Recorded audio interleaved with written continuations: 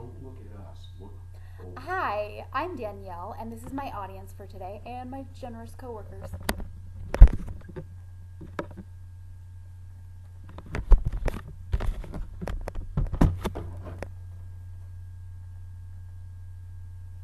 The quality of the imagination is to flow and not to freeze. This is a quote by Ralph Waldo Emerson on imagination. I chose to read out of a book by a very imaginative, mischievous child. It's Diary of a Wimpy Kid, Dog Days by Jeff Kinney. I used to do lawn work for Grandma, so I called her up and asked her if she could call Mrs. Canfield and tell her what a good worker that I am. Well, I must have caught Grandma on a bad day because she really lit into me. She said I left piles of leaves all over her lawn from last fall, and now there were patches of dead grass everywhere. Then she asked me when I was going to come over and finish the job.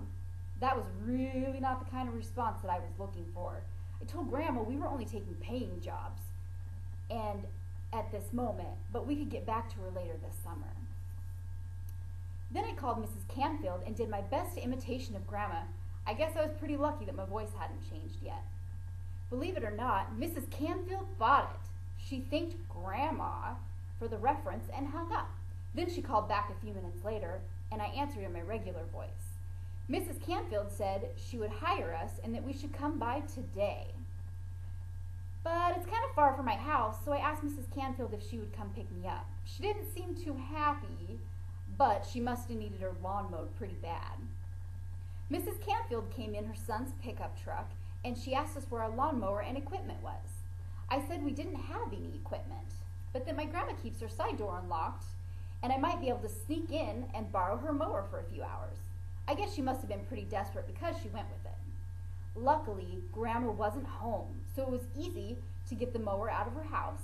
We rolled it to Mrs. Canfield, and we got to work.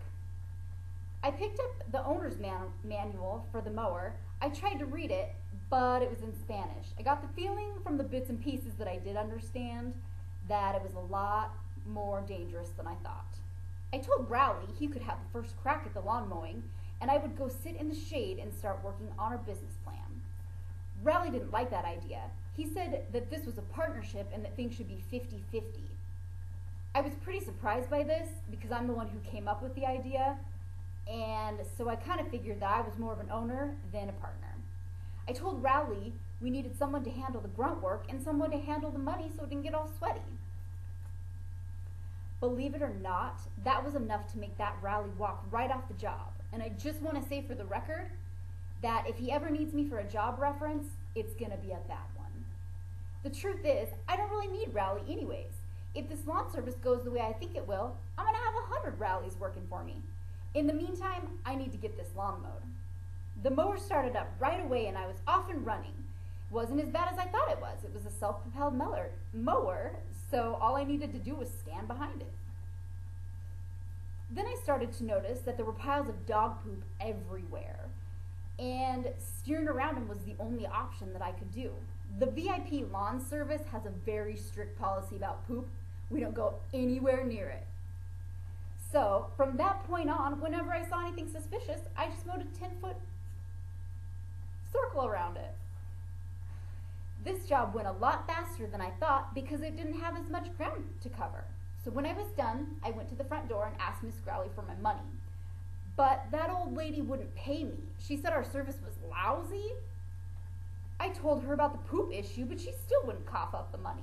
And to make matters worse, she wouldn't even give me a ride home. I had to walk all the way home, and by the time I got to my house, I was really mad. I told my dad the whole story. Dad drove right over to Mrs. Canfield's, and I went with him. I thought I was going to see him chew her out. We're taking advantage of his son, and I was going to see it firsthand. But Dad just got the lawnmower and cut the rest of the lawn. When he was done, he didn't even ask for any money. The trip wasn't a total waste of time. When Dad wrapped things up, I planted a sign in Mrs. Canfield's front yard. I figured if I wasn't going to get any money, I might as well get some free publicity out of it. Another great job by VIP Lawn Service.